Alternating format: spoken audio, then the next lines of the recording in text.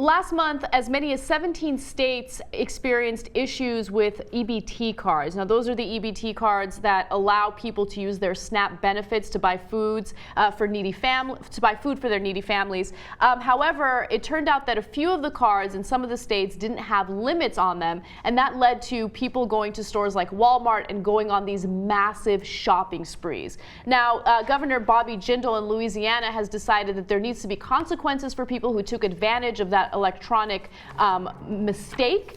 And what he is doing is he's finding people who did this type of fraud, and he is taking their benefits away from them for a full year if it is their first offense. However, if it's their second offense, they will have the benefits taken away for 2 years. If it's their third offense, they're done. No more SNAP benefits for them. So I'm angry at this for a unique reason. Now, I know that people are angry, progressives, liberals, saying, hey, listen, you're basically punishing their kids. You're not just punishing them. If they don't have the food, they can't bring it home, etc. But to me, so that's a very fair point. I understand that, right? To me, what I'm most upset at is it was your fault that there was a glitch in the first place. So they took advantage of that glitch to buy or to get more food.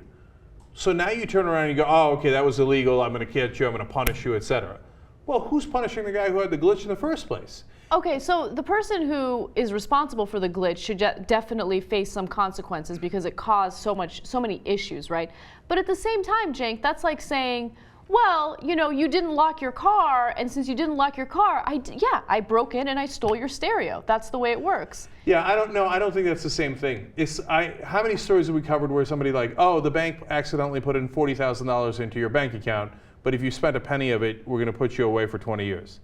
Well, then I guess you shouldn't have put $40,000 in my account. But that, well, how the hell was I supposed to know you put $40,000 in my account? Or even if I did know it, hey, that's your bad. That's not my bad. Cenk, I don't think that's theft. Cenk, come on. You know that money's not yours, and you're not supposed to spend that money. That's look. I mean, what a crazy thing. Somebody comes up to you and says, here, take this money. And then you go, okay, I'll take it. They go, aha, you're under arrest. Well, no, you should be under arrest. It's your fuck up, not my fuck up. Okay, so I don't know. I mean, like, you give me this thing and you say I can get unlimited food, and then you go, ha, I'm just messing with you. Now you're busted, and we're going to take away your thing, maybe for life. Cenk, they noticed that there were no limits on the EBT card. The government is not going to give you a limitless EBT card. You know that there was a mistake. And they do for bankers.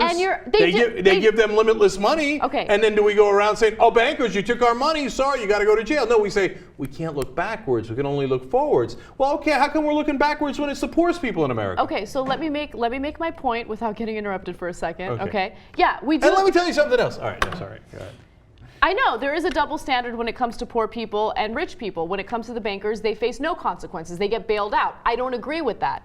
But that's not to say that I agree with allowing people to take advantage of a glitch in a system and using these limitless EBT cards. That's not right either. I mean, that's government money, right? So I do agree that there should be some form of punishment. I don't know what that form of punishment should be.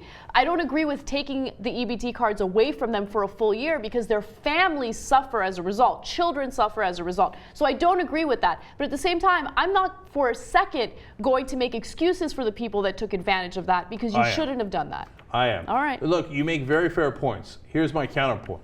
Let him go! Let him go! You give me that thing, and I barely have enough money. I ain't got to use food stamps to get money, and all of a sudden it says you can get more. Who's not going to take more at that moment, right? And look, the thing is, whenever, like I said, whenever the bankers take more, there's never any consequences. There should be consequences. So not like, I guess, well, Jay. they should have known. They should have known better. Well, you're poor, of course they're going to crush you. You should have known better. If you were rich and you were powerful and you were connected and you'd given to lobbyists and to donors and you were political donors, well, then you knew that you wouldn't have consequences. But since you weren't, you were just an average citizen. You should have known that we were going to come and find you and do, and punish you maybe for the rest of your life. So look, Anna, you're technically right. There's no arguing with that. Okay, I get that, right?